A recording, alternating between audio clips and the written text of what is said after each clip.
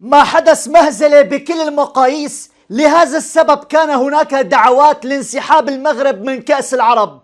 شاهدوا بالتفصيل ما الذي حدث مع طارق السكتور عندما وصل إلى قطر. عجل، ما مصير مباراة المنتخب المغربي أمام جزر القمر بعد هذه التطورات الجديدة؟ الجامعة الملكية المغربية توضح. خبر مفرح وأكثر من رائع أتى من الكاف لوليد الركراكي بخصوص الكان. فما القصة؟ مجسم كأس أفريقيا يصل المملكة المغربية والبكاء يسمع عند الجيران. حفيظ الدراجي يتهجم على المغرب بعد خسارة المنتخب النسوي أمام منتخب المغرب.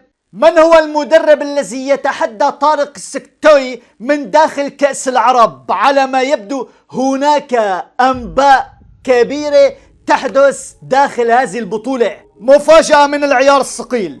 ماذا تريد منا قطر؟ ولماذا هذا العداء بدأ بشكل ممنهج؟ الآن تريدون تخريب علينا مشاركتنا بكأس العرب. لماذا؟ ما الذي يحدث؟ مرحبا، معكم بالبيس باسل الشيك. ان شاء الله تكون بخير جماعه، بصحه وبسلامه.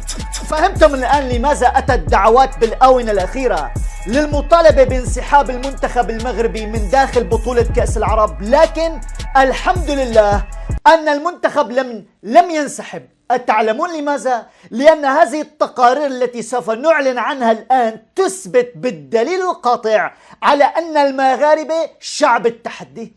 نعم، والفضيحة التي ترتكبها قطر باتت عالمية ودولية، وتم فضح كل شيء للعلن كما كان يفعل الإعلام الجزائري، خصيصا بعدما شاهدنا بالتحديث الجديد الذي أعلنه إيلون ماسك أن كل الصفحات العدوانية التي تعادينا يتم تمويلها من داخل الجزائر وتديرها قطر. فيا سبحان الله. دعنا نذكر بالضغط على زر لايك ليصل هذا الفيديو أكثر من 10,000 لايك، لأننا نعلم بشكل كامل أن هذا الفيديو سوف يأتيه إبلاغات طالما أننا نتحدث عن الذباب الإلكتروني الذي يتهجم على بلادنا، على المملكة المغربية. أولا دعونا نبتدئ بالبكاء الذي يسمع عند الجيران. ما هي حكايته؟ كأس شمال أفريقيا للسيدات، المغرب اكتسح الجزائر بنتيجة قاسية. على ما يبدو الإعلام الجزائري لم يتحمل هذه النتيجة وبدأ يخرج ليتهجم على المنتخب المغربي النسوي هذه المرة لأقل من 20 سنة، حتى أن حفيظ الدراجي دخل على الخط وقال: ما قصة المنتخبات المغربية باتت تفوز علينا بكل الأصعدة؟ القصة وبكل اختصار أن المنتخب المغربي يعمل، يتأهل، يفوز لأن عقله داخل إنجازاته، وليس كما يفعل الإعلام الجزائري فقط يتهجم على المملكة المغربية بكل فرصة وحين. وخرجة الدراجي إنما تثبت ذلك.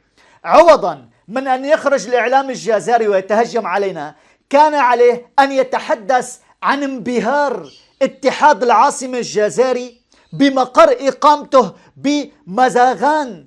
طبعا المغرب استقبل اتحاد العاصمة الجزائري أفضل استقبال.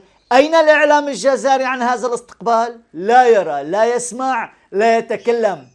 مصاب بالصدمة خصيصا بعد وصول مجسم كأس أفريقيا للمملكة المغربية.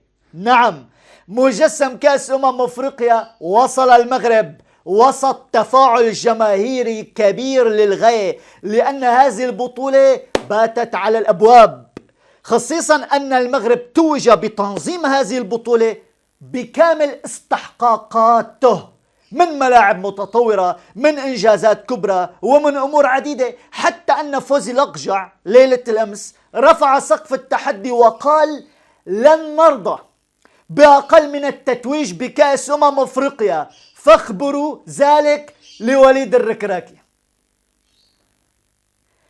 فوزي لقجع يرفع سقف التحدي ويطالب بالظفر بهذه البطولة، والمغرب بذات الوقت يستعد لكأس أفريقيا ب7 مدن من أجل وضع بداخلها شاشات للجماهير. على سبيل المثال: طنجة، الرباط، الدار البيضاء، مراكش، فاس، أكادير. هذه الستة مدن سوف يتم وضع شاشات رقمية متحركة كبيرة، مدرجات للجماهير من أجل أن تحضر المباريات. زد على ذلك هناك مفاجأة أخرى تم الإعلان عنها من قبل التلفزيون المغربي. المغرب اشترى حقوق بس 52 مباراة على الشبكة الأرضية، في حين أن الجزائر اكتفت بالحصول على 15 إلى 17 مباراة من مباريات كأس أفريقيا التي سوف ينظمها المغرب. وذكرت ذات المصادر أن عدد المباريات النهائي سيعلن عنها لاحقا، وعليه المنتخب المغربي طبعا بفضل الأسماء البارزة التي سوف تكون داخل اللائحة ديال وليد الركراكي. ها هو العالم يتسابق من أجل شراء حقوق البث، وخصيصا أن التلفزيون المغربي فاجأ الجميع عندما أعلن عن بثه لكل المباريات. زد على ذلك، بما أننا نتحدث عن بطولة الكان، ما هو الخبر المفرح والجميل الذي أتى لوليد الركراكي؟ تم السماح لوليد الركراكي بوضع 28 لاعب باللائحة النهائية. ما معنى هذا القرار للركراكي؟ رفع عدد اللاعبين. هذا الأمر يمنح الركراكي مساحة أكبر بالاختيارات، ويتجنب الوقوع بالمأزق الذي عاشه بمحطات سابقة حين اضطر إلى استبعاد لاعبين شاركوا بانتظام بالوديات. الآن ومع إمكانية اصطحاب 28 اسم، يستطيع الركراكي توزيع الأدوار بشكل دقيق وموازنة كاملة بين قائمته من تجربة وحيوية بين أداء اللاعبين. وعليه الكاف منح هذه الخطوة والميزة لوليد الركراكي من أجل أن يكون لديه دراية كاملة بوضع الأسماء. لماذا هذا القرار يشغل بال وليد الركراكي؟ لأن وليد الركراكي يريد أن يستبعد اسماء ويضع اسماء. من هو أول اسم استبعده وليد الركراكي؟ المدافع آدم ماسينا تم استبعاده بشكل كامل من القائمة، في حين أن وليد الركراكي أيضا يفكر باستدعاء رومان سايس من جديد، وهذا ما جرى انتقادات على وليد الركراكي، لأن الجماهير المغربية عاتبت الركراكي بالقول حان الوقت من أجل أن نجلب مواهب الشباب. رومان سايس بالآونة الأخيرة كان يريد هو أن يعتزل، ووليد الركراكي أقصاه من عدد من المباريات. إذن أعين الجماهير المغربية على من؟ على الزابيري، على معمة، خصيصا أن هذين اللاعبين أيضا يريدان المشاركة بكأس أفريقيا، لكنهم ينتظران وليد الركراكي. هل يفرض عثمان معمة نفسه على الركراكي قبل إعلان لائحة الكان؟ الجمهور يقول حان الوقت لإعطاء هؤلاء الشباب الفرصة الكبيرة لأنهم يستطيعون إثبات نفسهم.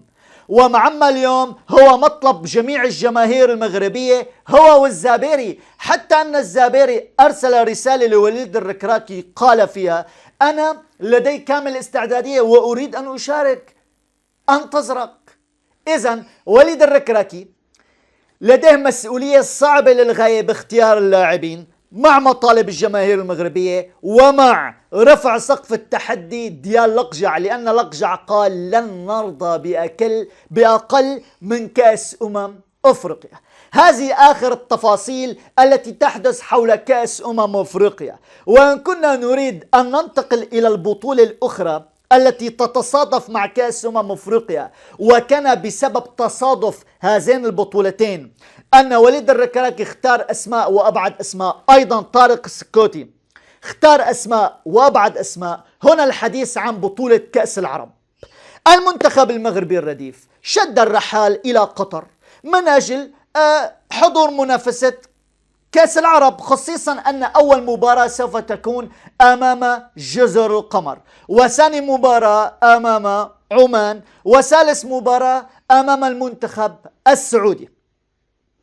أولا نطرح سؤال: لماذا الإعلام القطري لم يسلط الضوء لا من قريب ولا من بعيد على المنتخب المغربي، خصيصا بعد وصوله إلى قطر؟ هذا أولا. ثانيا، هل بدأنا منذ الآن بالتشويش على المنتخب؟ خصيصا بعد فضيحة الحكم الإيطالي أيام مونديال اللي تحت من 17 سنة.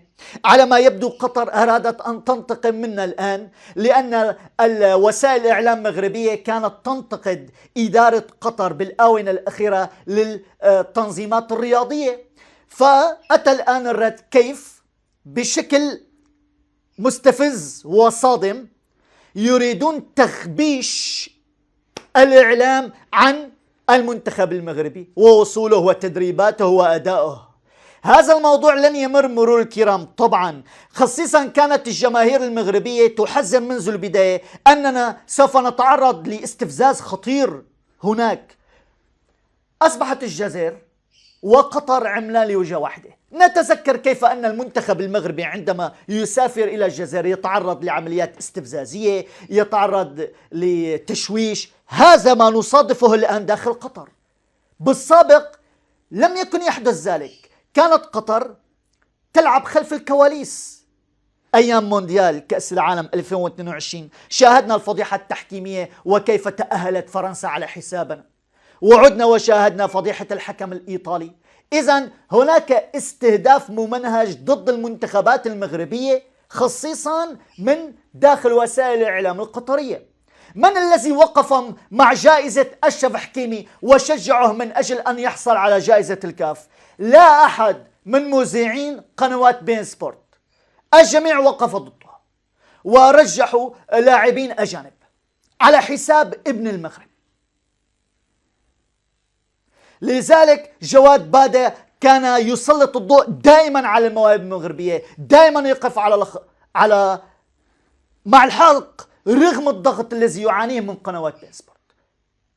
وهذا ما جعل المغاربة طبعا يقفون بجانب جواد بادة. إذن هناك حملة ممنهجة ضد اللاعبين المغاربة وضد المنتخبات. وبما أننا نتحدث حول هذا الموضوع وقلنا الآن وشاهدنا أن قطر بدأت باستفزازها اتجاه المملكة المغربية، اسمعوا. هل المنتخب المغربي الرديف سوف ينسحب من كأس العرب بعد هذه العمليات الاستفزازية؟ بكل اختصار مستحيل. فنحن شعب التحدي، وكما قالها الراحل الملك العبقري الحسن الثاني، وها هو طارق السكوتي يرفع سقف التحدي، وهذه المرة مع من؟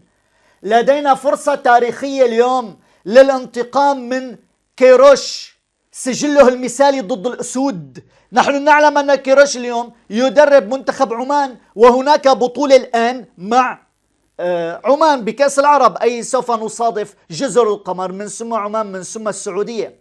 ستكون هذه المواجهة الرابعة لكروش ضد المغرب بمسيرته التدريبية، علما بأنه يحمل سجل مثالي بتحقيقه الفوز بجميع اللقاءات الثلاثة السابقة: جنوب أفريقيا ضد المغرب، إيران بمونديال 2018، ثم مع منتخب مصر بكأس الأمم الأفريقية 2021. إذن أمام مدرب المنتخب المغربي الرديف طارق سكوتي فرصة تاريخية لكسر أرقام الانتصارات المتتالية ديال كارلوس كيروش بالمواجهات المغربية، لأنه واجه المنتخبات المغربية بكل مرة ولم يخسر أمام المغرب. وهذا ما جعل هناك تحدي صارخ الآن من أجل كسر سلسلة انتصاراته. إذن مباراة المنتخب المغربي أمام عمان سوف تكون بالغة الأهمية، لأن هناك تحدي بين المدربين.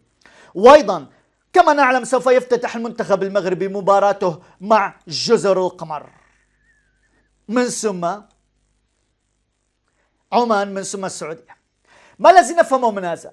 نفهم على أن المنتخب المغربي لديه حضور قوي جدا داخل كأس العرب، وأيضا فوز الأقجع بقرار مستعجل من الجامعة الملكية المغربية بعد هذه الاستفزازات، وبعد أن سمعنا أن هناك تحدي من هذا المدرب ضد المنتخبات المغربية، طالب برفع لقب كأس العرب. رفع سقف التحدي كما رفع سقف التحدي بكأس أفريقيا. إذن نحن نستعد الآن لكي نشاهد بطولة كبرى رغم الاستفزازات التي تأتينا، لأن المغرب لا يتراجع أبدا عن خطوة تقدم بها إلى الأمام. ودعونا نزيد عن هذا الكلام ما قاله حفيظ الدراجي أيضا بالآونة الأخيرة حول أن الجزائر لديها حلم برفع اللقب من داخل المغرب. أيضا هذا التحدي صارخ، وعليه المنتخب المغربي مستمر بتحقيق إنجازاته، وكلنا وراء طارق السكوتي رغم الاستفزازات التي يتلقاها. وهذا الذي سوف نعلن عنه بعد لحظات معدودة يثبت لنا سبب الدعوات التي نادت بالآونة الأخيرة من أجل الانسحاب من كأس العرب، لأننا علمنا أنه سوف يأتي تشويش وكمية استفزاز كبيرة، وها قد أتت. كأس أفريقيا هي التي سوف تضع النقاط على الحروف، وسوف يعلم الإعلام القطري على أن المغرب الرقم الصعب، وأصبح اليوم يستضيف كبريات التظاهرات الرياضية ويستطيع النجاح فيها رغم التشويش ورغم كل شيء يتم وضعه أمام وجهه. نعم، إنها المملكة المغربية، إنه المغرب، فلا تستغرب. دعونا نضع زر لايك ليصل هذا الفيديو أكثر من 10,000 لايك، ويصل صوتنا لكل الأرجاء. كل الحب والتقدير. سلام. نشيدنا على الدوام ما قاله المولى الإمام، أبناءنا إلى الأمام فكلنا فدى الوطن. يحيى الملك يحيى الوطن، يحيى الملك يحيى الوطن.